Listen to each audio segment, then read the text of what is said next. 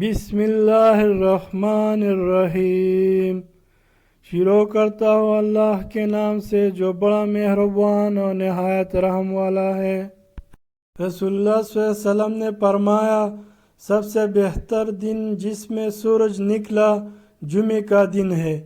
اس دن آدم علیہ السلام پیدا کی گئی، اس دن وہ جنت میں داخل کی گئی، اس دن وہ جنت سے زمین پر اتاری گئی۔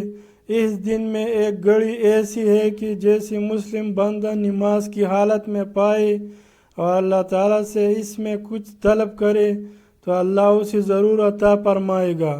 ابو ہریرہ رضی اللہ عنہ کہتے ہیں، پھر میں عبداللہ بن سلام سے ملا اور ان سے اس حدیث کا ذکر کیا تو انہوں نے کہا، میں یہ گھڑی اچھی طرح جانتا ہوں۔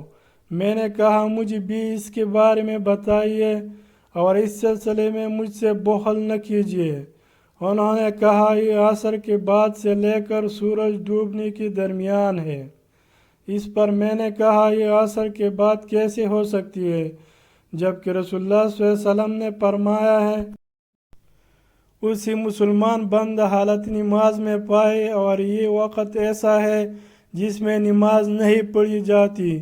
تو عبداللہ بن سلام نے کہا، کیا رسول اللہ صلی اللہ علیہ وسلم نے یہ نہیں فرمایا ہے کہ جو شخص نماز کے انتظار میں کسی جگہ بیٹھا رہے تو وہ بھی نماز ہی میں ہوتا ہے؟ میں نے کہا، کیوں نہیں، ضرور فرمایا ہے۔ تو انہوں نے کہا، تو یہی مراد ہے۔ مزید احادیث سننے اور دیکھنے کے لیے چینل کو ثواب کی نیت سے سبسکرائب کریں اور بیل کے آئیکن کو دبائیں تاکہ ہر نئے آنے والی ویڈیو کا نوٹیفیکیشن آپ تک سب سے پہلے پہنچ سکے۔